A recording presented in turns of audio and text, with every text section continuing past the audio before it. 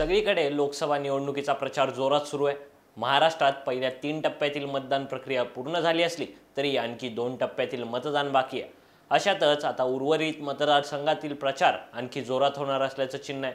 महाराष्ट्र नवनिर्माण सेनेच्या गुढीपाडवा मेळाव्यात महायुतीला बिनशर्त पाठिंबा देणारे मनसे अध्यक्ष राज ठाकरे उर्वरित टप्प्यात महायुतीचा प्रचार करताना दिसणार आहेत। राज ठाकरे यांनी नुकतीच रत्नागिरी सिंधुदुर्गात नारायण राणे यांच्यासाठी प्रचार सभा घेतली।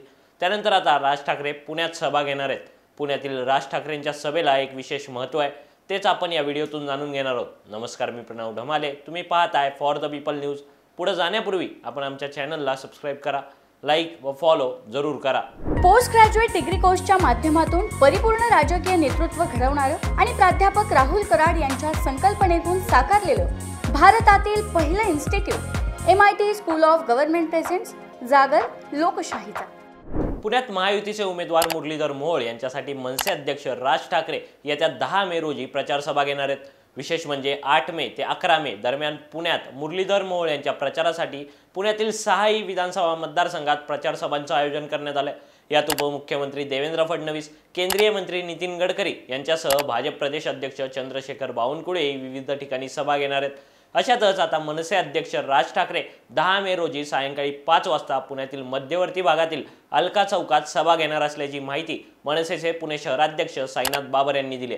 मात्र पुण्यात यापूर्वीचे भाजप खासदार दिवंगत लोकनेते गिरीश बापट हे 2019च्या निवडणुकीत 3 लाखांहून अधिक मताधिक्यानं निवडून आलेले असताना, पुणे हा भाजपचा बालेकिल्ला असताना आणि पुण्यातून मुरलीधर मोहोळांच्या मागे संपूर्ण महायुतीची ताकद एकवटली असतानाही राज ठाकरेंना मैदानात उतरण्यामागचं कारण काय, असा प्रश्न उपस्थित होऊ लागलाय। त्याचं उत्तर शोधण्यासाठी सुरुवातीला यंदाच्या पुणे लोकसभेतील लढतींवर नजर टाकावी लागते। सैन्य आणि क्रीडा क्षेत्रात करिअर करायचे? नेताजी सुभाषचंद्र बोस सैनिकी निवासी शाळा पुणे। ॲडमिशनसाठी संपर्क 960 781 1662। पुणे लोकसभा मतदारसंघातून यंदा महायुतीकडून मुरलीधर मोहोळ, महाविकास आघाडीकडून काँग्रेसचे रवींद्र धंगेकर आणि वंचित बहुजन आघाडीचे वसंत मोरे निवडणुकीच्या रिंगणात आहेत। मुरलीधर मोहोळ यांना आव्हान देऊ शकणारे विरोधातील दोन्ही उमेदवार हे पूर्वी मनसेत होते। विशेष म्हणजे महाराष्ट्र नवनिर्माण सेनेमुळेच धंगेकर आणि मोरे पुण्यात ताकद निर्माण करू शकले असं म्हणता येतं। ते कशामुळे ते देखील पाहूयात। सुरुवातीला रवींद्र धंगेकर यांच्याबाबत बोलायचं झाल्यास, धंगेकर हे मूळचे पुणे जिल्ह्यातील दौंड तालुक्याचे। धंगेकर यांच्या राजकीय कारकिर्दीची सुरुवात पुणे शहरात शिवसेना पक्षाच्या माध्यमातून झाली। त्यानंतर राज ठाकरे शिवसेनेतून बाहेर पडल्यानंतर धंगेकरांनी महाराष्ट्र नवनिर्माण सेनेची वाट धरली। मनसेत असताना राज ठाकरे यांचे पुणे शहरातील विश्वासू कार्यकर्ते म्हणून त्यांची ओळख होती। 2009 साली धंगेकर यांनी कसबा मतदारसंघात भाजपचे गिरीश बापट यांच्या विरोधात मनसेकडून विधानसभा लढवली होती। त्यावेळी ही निवडणूक अतिरथीची झाली होती। या निवडणुकीत धंगेकरांचा निसट्टा पराभव झाला होता। गिरीश बापट हे अवघ्या 7000 मताधिक्यानं आमदार म्हणून निवडून आले होते।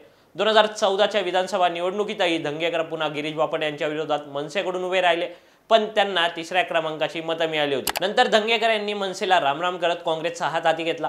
दुसरीकडे वसंत मोरेंबाबत बोलायचं झाल्यास त्यांनी देखील आपल्या राजकीय कारकिर्दीची सुरुवात शिवसेनेपासून केली। मात्र राज ठाकरेंसोबत सेनेतून बाहेर पडत वसंत मोरे मनसेत सामील झाले। 25हून अधिक वर्ष वसंत मोरेंनी राज ठाकरेंसोबत काम केलंय। मोरेंनी मनसेत प्रवेश केल्यानंतर 2007 साली पुण्यात महानगरपालिकेच्या निवडणुका लागल्या आणि मनसेनं एकाच फटक्यात 8 नगरसेवक निवडून आणले। मनसेच्या या यशात वसंत मोरेंचा मोलाचा वाटा होता। 2012च्या पुणे मनपा निवडणुकीत मनसेनं थेट 27 नगरसेवक निवडून आणले।